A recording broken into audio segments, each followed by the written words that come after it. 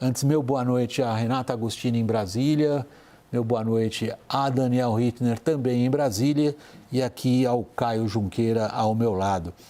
Vamos então, em primeiro lugar, ao que foi dito na CPMI e depois da bomba explodindo de Cid, segundo o advogado dele disse à revista Veja. Vamos primeiro à CPMI.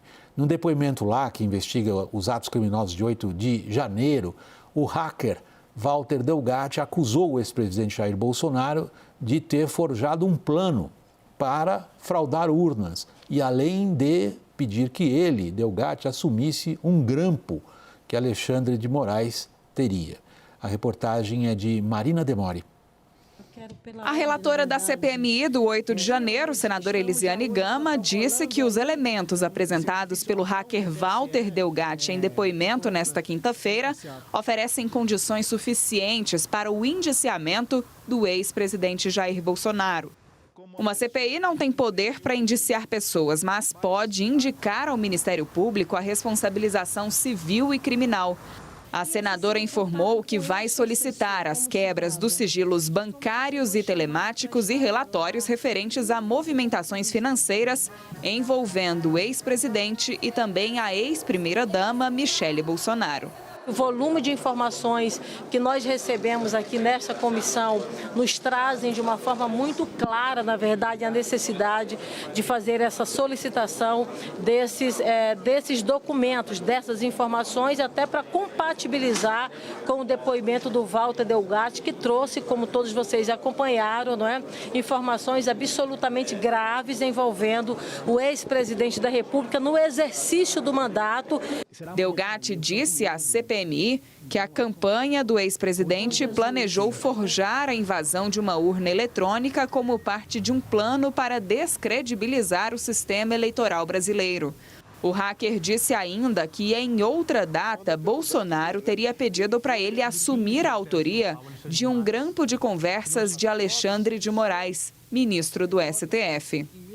Durante a oitiva, Delgatti disse ainda que o então presidente Jair Bolsonaro teria oferecido a ele um indulto em troca de ações que comprovassem a insegurança das urnas eletrônicas. O hacker não apresentou à CPMI registros que comprovem as declarações dadas por ele aos parlamentares.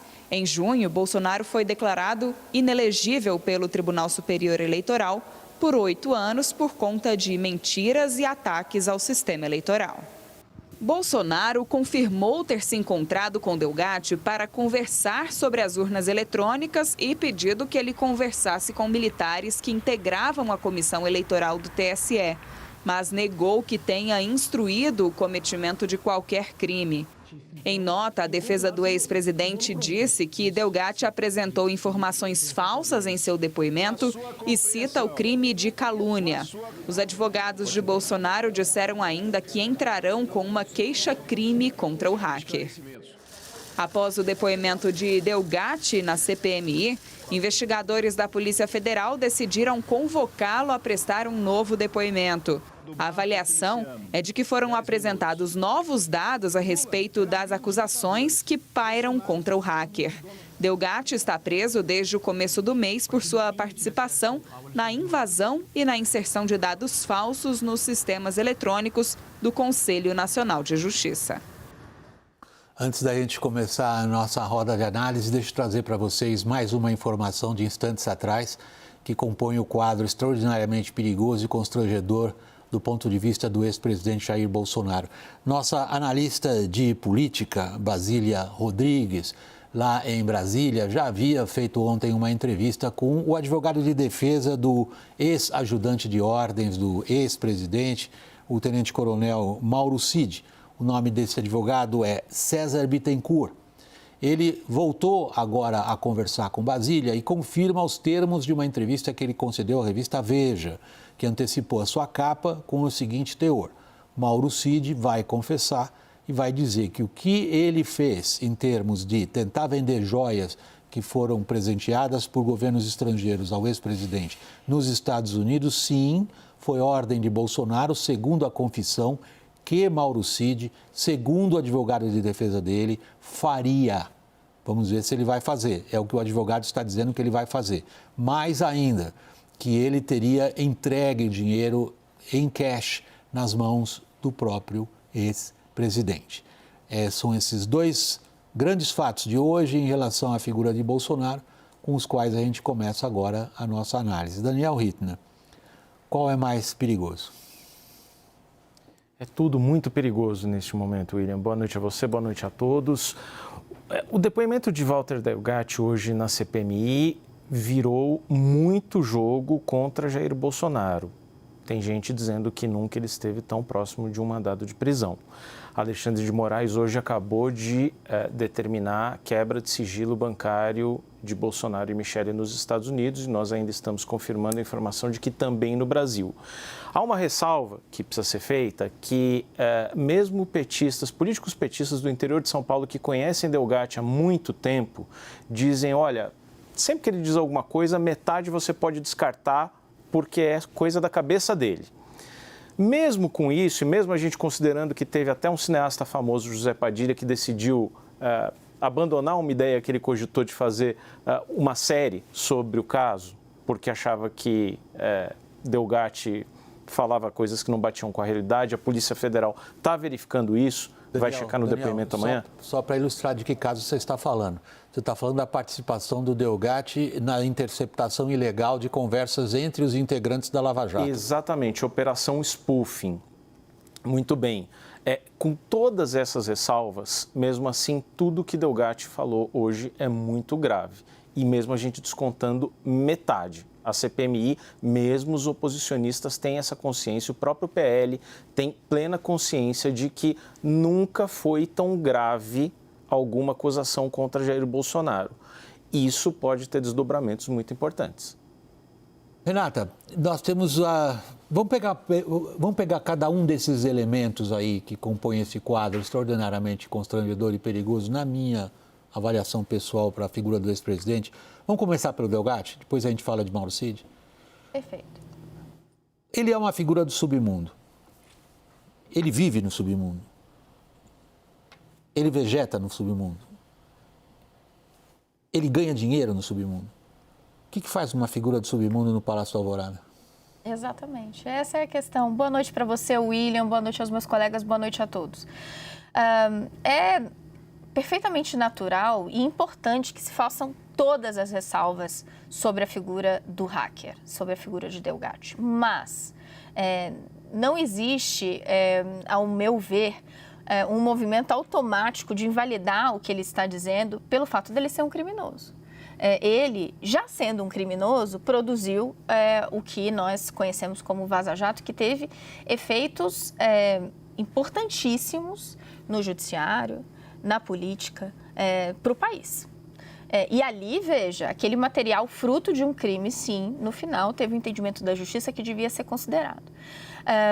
Agora, a gente está falando de outra história. A gente está falando, a princípio, de uma versão, de um relato, né, de um depoimento. O que vai referendar, vai dar lastro ao que Delgatti nos conta. Esse é o ponto-chave. A gente poderia dizer que qualquer tipo de depoimento, seja de uma pessoa muito respeitada ou não, deveria ser acompanhado de material probatório a partir do momento em que ela está fazendo graves acusações, que foi o que ele fez contra qualquer um. E isso é verdade. Mas no caso dele, com esse retrospecto e diante do contexto político, isso é ainda mais significativo, ainda mais importante. Não vou entrar no segundo aspecto, porque o William já pediu, mas já vou colocar aqui um spoiler. Eu discordo um pouco de Daniel. Eu entendo que Delgatti é um problema que pode crescer, mas ele é ainda um problema menor diante de Mauro Cid. Ótimo, a gente vai botar isso, Renata, é só um pouquinho artificial da minha parte, reconheço, mas só para pegar nas minúcias de cada um. Caio, quando a gente considera a participação do hacker naquele episódio ao qual tanto o Daniel quanto a Renata obrigatoriamente tinham que se referir, porque ele entra na história da política brasileira por aí, pelo impacto que o que foi publicado sobre a conduta dos personagens mais importantes da Lava Jato teve no sistema jurídico, nas eleições do ano passado e tudo mais, como é que ele prova o que ele disse?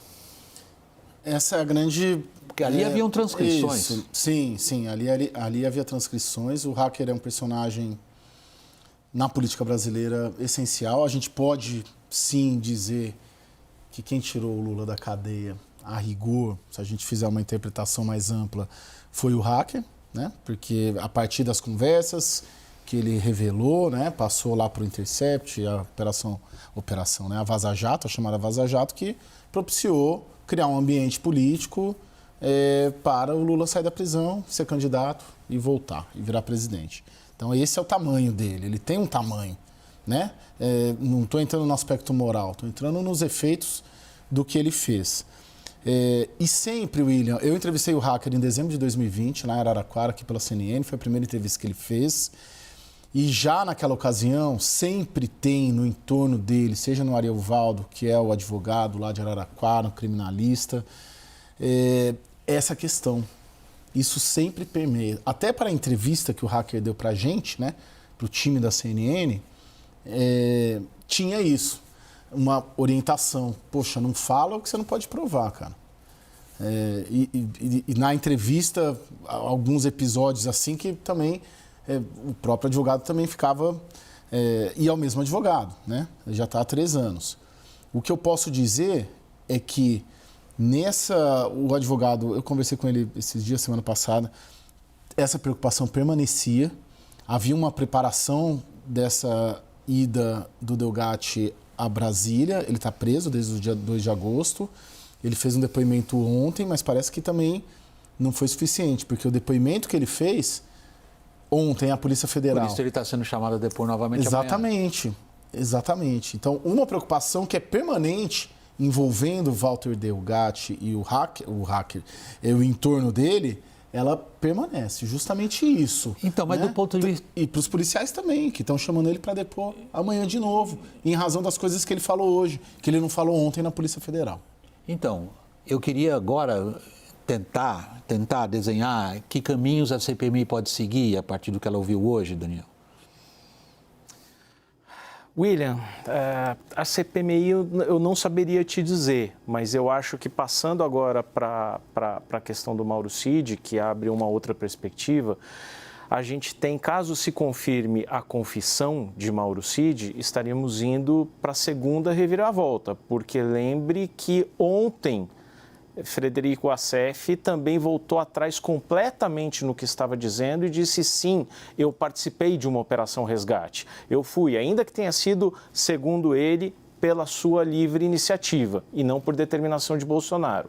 Mas essa constante mudança de versões está só complicando a situação de Bolsonaro.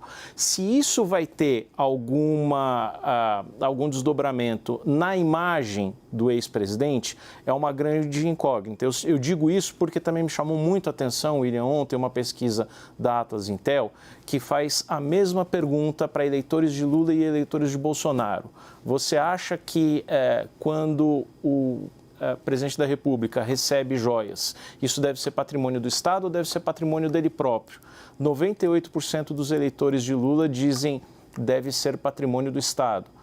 Quase 70% dos eleitores de Bolsonaro dizem que deve ser patrimônio de Bolsonaro, do presidente de preferência deles. Então, me parece que não afeta tanto a imagem e a projeção política dele. Se bem que agora, talvez... a situação jurídica...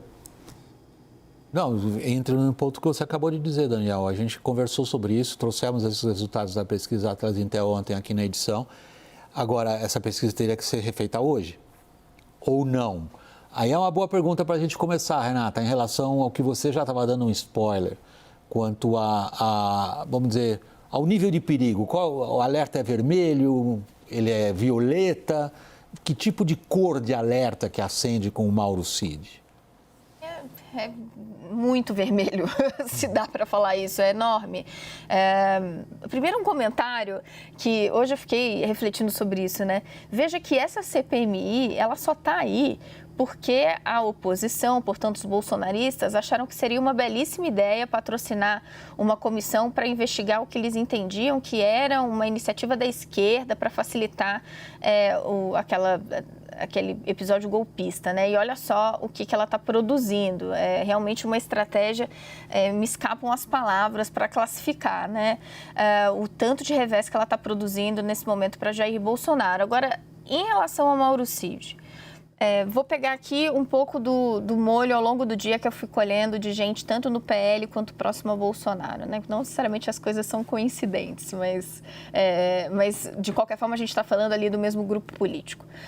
Inicialmente, em relação ao depoimento de Walter Delgatti, por isso que eu falei que eu discordo um pouquinho do Daniel, as percepções que eu recebia era de que sim, ali foi um espetáculo que ele ofereceu, mas havia um caminho para trabalhar a questão da falta de credibilidade. Então ele é um aliado do PT, ele está vendido para o PT, ele não apresentou nada, veja só, a Polícia Federal já está chamando ele de novo, então nem a Polícia Federal está acreditando de fato, eles viam um caminho para trabalhar isso, a ideia, olha, agenda normal, Bolsonaro amanhã vai cumprir a agenda normal, Michele também, ninguém vai bater muito nessa história. Quando vem a matéria da Veja, a coisa muda de figura. Voltei em algumas das pessoas que eu tinha conversado mais cedo.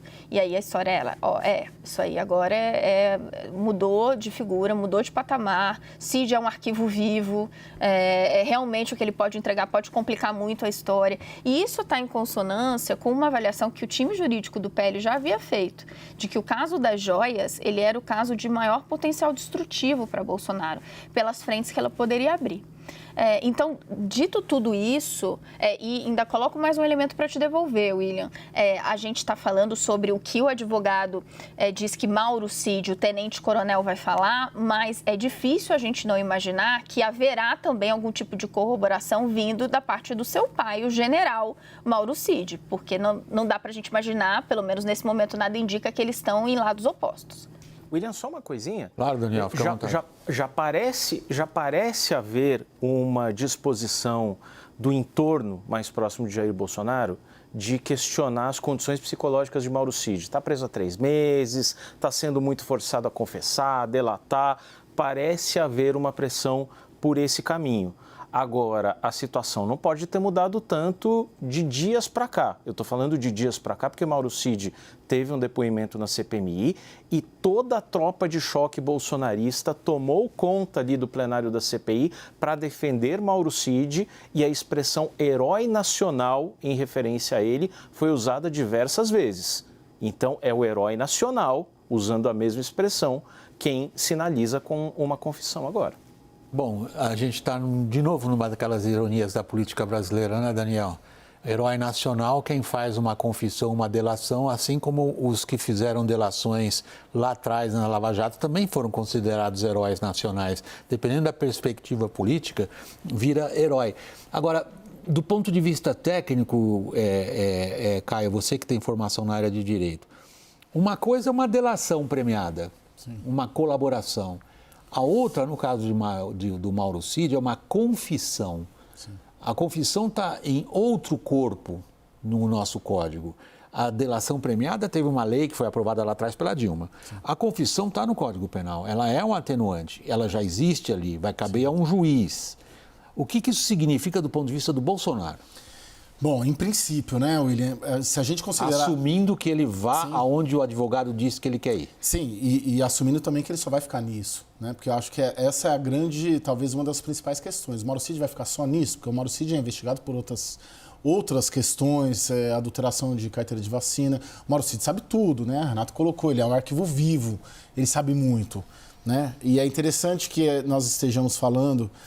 a partir da reportagem dos colegas da Veja, a partir da nossa confirmação, em confissão. Não é um instrumento que no noticiário político a gente fala muito, né? Na Lava Jato a gente não fala muito, né? Eu me lembro de confissão aqui, eu lembro o Onyx Lorenzoni confessando o Caixa 2, né? Você não tem casos assim. Agora, colaboração premiada, delação premiada, agora no caso das americanas, tem delação premiada. Então, delação premiada, ela assusta mais, porque delação premiada é tudo. Você entrega para cima... para garantir Mas o advogado está falando em confissão. Exatamente, exatamente. Então, esse é o dado. Por que confissão e não delação?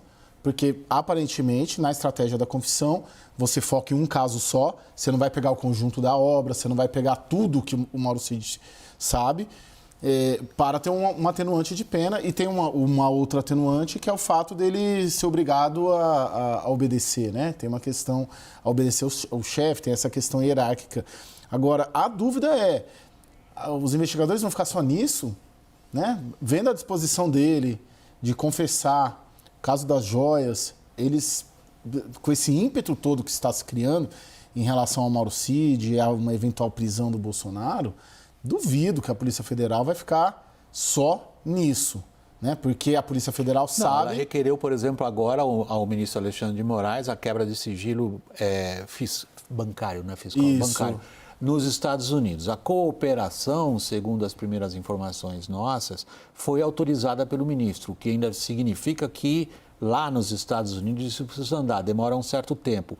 Agora, Daniel, e a vocês três, na verdade, é a indagação, é uma dúvida. O Alexandre de Moraes teria os elementos para mandar prender Bolsonaro já? Mas até que ponto isso não seria, como se diz, incendiar o país? É preciso ter o máximo de elementos e de lastro para tomar uma medida dessa com tamanho potencial de estrago político e de rachar novamente o eleitorado brasileiro. A CPMI está pedindo o indiciamento do Bolsonaro, Renata. Tem condições de aprová-lo? Acredito que sim. Vamos ver como vai ser o caminhar. Por que eu acredito que sim? Esse é uma carta, no caso da CPMI, bem cantada, né? O fato de que você tem, não só o governo tem uma maioria, mas tem como objetivo final chegar a esse feito. Então, o grupo ali vai trabalhar com afinco para que isso aconteça.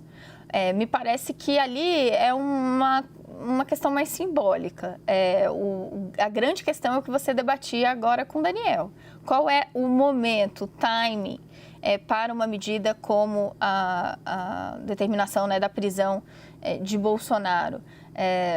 Me parece que a tentativa aqui dos investigadores e do próprio judiciário é ter elementos muito claros para prestar contas para a sociedade que esse momento eventualmente chegou.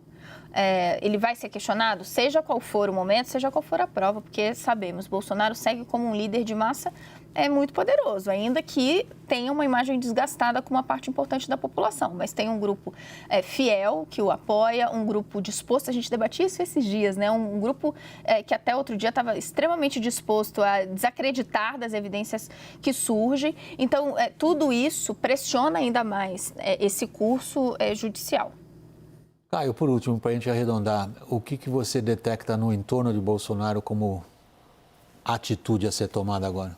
William, já estava muito ruim depois de sexta-feira, muita briga, muita disputa interna, muita troca de acusação de um lado para o outro, muita atribuição de responsabilidade e culpa de um lado para o outro, uma dispersão muito grande, tanto no campo jurídico quanto no campo político. Um caso desse, ele tende a gerar um isolamento cada vez maior na figura do Bolsonaro, mas ele ainda tem esse ativo, né? As pesquisas ontem que a gente viu, ele ainda é um elemento importante. Eu apostaria que a eleição de 2024 vai nos dizer se Bolsonaro, vamos dizer, morreu ou não morreu politicamente. Porque se os candidatos, aqui em São Paulo tem o Ricardo Nunes, contra o Boulos, né? Então, Boulos com Lula e o Ricardo Nunes com quem? Com o Tarcísio ou com o Bolsonaro, né? Então, a eleição de 2024 vai ser esse último rito de passagem. Se é que Bolsonaro chega até lá, né? Se é que ele não vai estar preso até lá.